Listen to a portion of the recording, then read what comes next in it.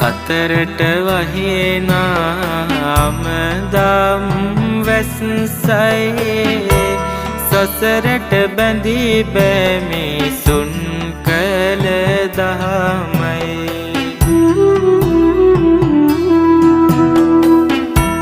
මතුවට පවතින නිර්මල වදනයි පිහිටට මගේ බුදු හිමියන් පමණයි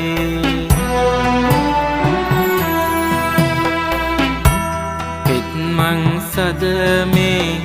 නිවනට මහගෝ සංසුන් ගමනින් පසු පාස වඩිනු